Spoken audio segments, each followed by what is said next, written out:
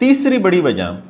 جس آدمی کو جبری ماحول میں رکھیں گے نا، جس آدمی کے دل میں خوف ڈال دیں گے آپ، جس بچے کے شعور میں ڈر پیدا کر دیا آپ نے،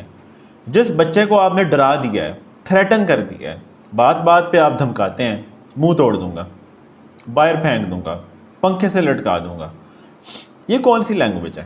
کسی ایک انسان کے نیچرل پوٹینشلز کی حفاظت کرنی ہو تو یہ لینگویج بولی جاتی ہے اس کو۔ کسی انسان کی سیلف اسٹیم کو مٹی میں ملانا ہو نا تو اس کو جبری ماحول میں رکھ دیں، جہاں پہ ہر کام جبر سے کرایا جاتا ہے، اس کی ول کے اگینسٹ کرایا جاتا ہے، اس کے انٹرسٹ کے بغیر کرایا جاتا ہے، اس کو مجبور کیا جاتا ہے کہ تم یہ کرو۔ جس آدمی کے ساتھ یہ سلوک آپ نے روا رکھا، جبر کا، خوف کا، مار پٹائی کا، ایموشنل ابیوز کا، فزیکل ابیوز کا، دھمکی کا، ڈر کا، وارننگ کا، ڈیڈ لائنز کا، ایسا سٹرکٹ ٹائم ٹیبل جو اس کی نیچر کے اگینسٹ ہے،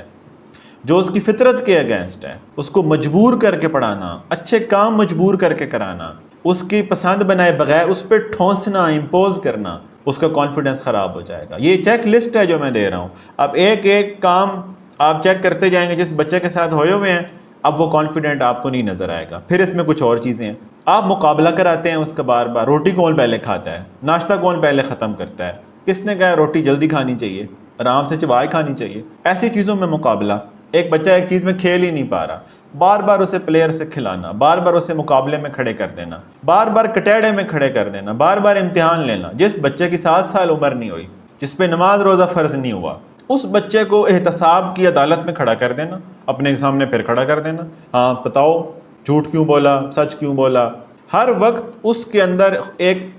یہ خوف ہے کہ ابھی میرا احتساب شروع ہوگا، ابھی مجھے جج کریں گے، ابھی مجھے ایگزامن کیا جائے گا، ابھی میرے پہ شک کیا جائے گا۔ چوتھی بات، جس بچے پہ آپ شک کر رہے ہیں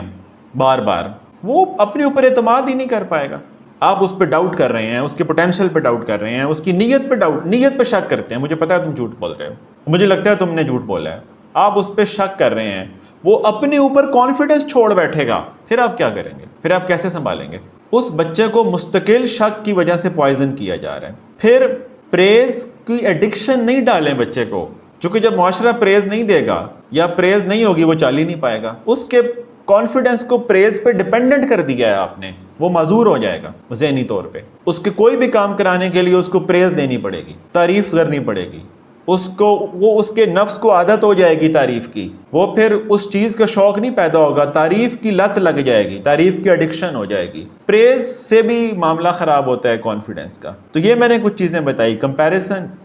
کمپٹیشن، فیئر، شک، تذلیل، ایمبیرسمنٹ، یہ والے کام کریں کسی بچے کے ساتھ، اس کے بعد دیکھیں اس کا کانفیڈنس ختم ہو جائے گا۔